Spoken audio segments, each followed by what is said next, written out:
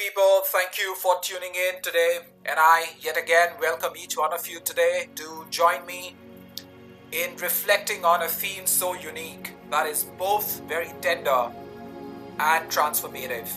And it is offer not advice to someone who just needs a hug. Offer not advice to someone who just needs a hug. I have to tell you, in our fast-paced, advice-driven world that we live in, we often rush to give solutions, opinions, or strategies when people are gravely hurting. Yet, the deepest needs of the human heart are rarely met by words alone, but they are met by our presence, by compassion, by action, a hug, a gesture of love that often carries more healing than 1,000 instructions and words that we may have for them. I also have to tell you that the Holy Bible speaks so powerfully about this truth.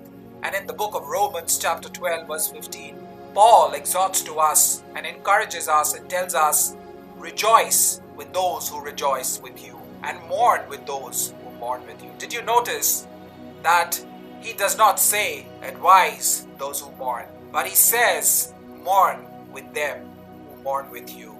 To share in another's sorrow is to embody empathy. And similarly, the book of Galatians chapter 6 verse 2 reminds us, and it reads, carry each other's burdens. And in this way, you will fulfill the law of Jesus Christ. People, I have to tell you, carrying burdens is not about offering our commentary, our instructions, our strategies, our advices, but it's about stepping into someone's pain with conspicuous and tangible support. Jesus Christ himself beautifully modeled this principle, and in the book of John chapter 11 records when he arrived at the tomb of Lazarus, he did not begin with a long sermon, but the book of John chapter 11 verse 35 reads that he wept. And perhaps this is the shortest verse in scripture, yet it is very profound. His tears were his hug unto Mary and Martha. His presence was his real comfort to them. And only after sharing their grief did he move into action, raising Lazarus from the dead. People, this shows us that compassion certainly precedes counsel, and presence, investing our time in others, precedes proclamation. Modern life also offers countless examples of this truth. In times of crisis, whether natural disasters, pandemic, or personal tragedies, what people remember most is not the advice that they received, but the kindness that they received, the kindness that was shown unto them. And during the COVID-19 pandemic time, countless stories emerged of neighbors delivering food, doctors holding the hands of patients, and strangers offering enormous encouragement to one another. People, these were hugs in action. Advice alone could not heal loneliness, but presence certainly did. I also have to tell you that psychologists today strongly affirm what scripture has long taught us. Human beings so thrive on connection. And a famous researcher who researched on the very topic of vulnerability says, rarely can a response make someone better. Rarely can a response make someone better. What makes something or someone better is connection that lasts for a lifetime. And this also beautifully echoes in the book of Ecclesiastes chapter 4 verses 9 and 10. Let me read this for you. Two are better than one. If either of them falls down, one can help the other up. Helping someone, people, is not about telling them how to stand. It's about extending your hand and literally being there in person to exercise your words into action.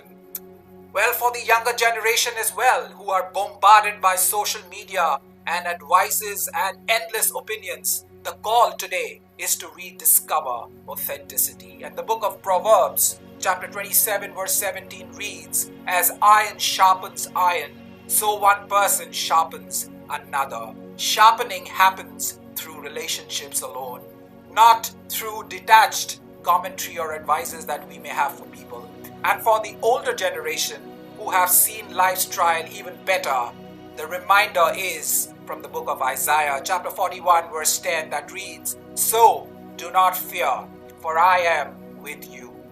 People, I have to tell you, God's promise to us is just not His advice. It is His presence.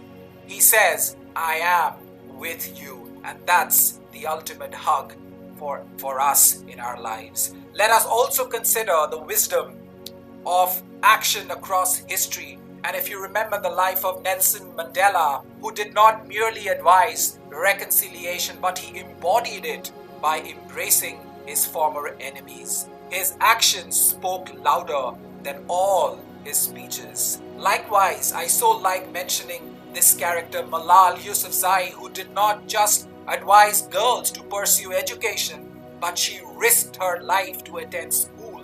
And her courage became a huge encouragement to millions of young women all around the world. And so, what does this mean to us today? Well, it means that when someone is gravely hurting, our first instinct should be not to fix, but to be there, to invest your time. And let me tell you, when you're investing your time on someone, you are not just giving a part of your life, but you are actually giving the whole life of yours, investing into somebody else and their lives. When a friend is grieving, offer your shoulder. When a child is afraid, please embrace. Let us be the living testimony of Christ's love in our lives.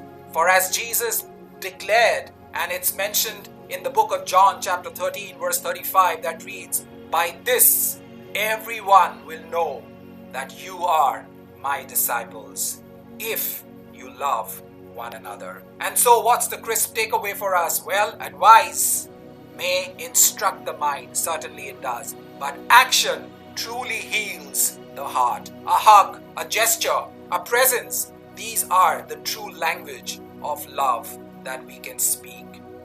Well, that brings us to the end of our talk today, and as we conclude, would you please remember, the world does not need more advices, no more instructions. It needs more of love in action.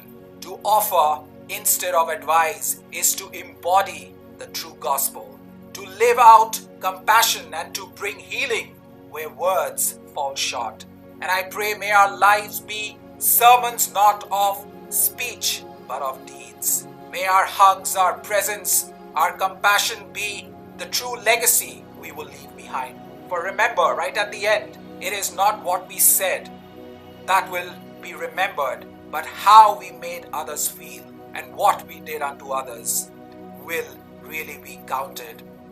And please remember that we have to live a life that is faithful and truly reflect the character of Jesus Christ in our lives, in being people who walk their talk, not just by words, but in action.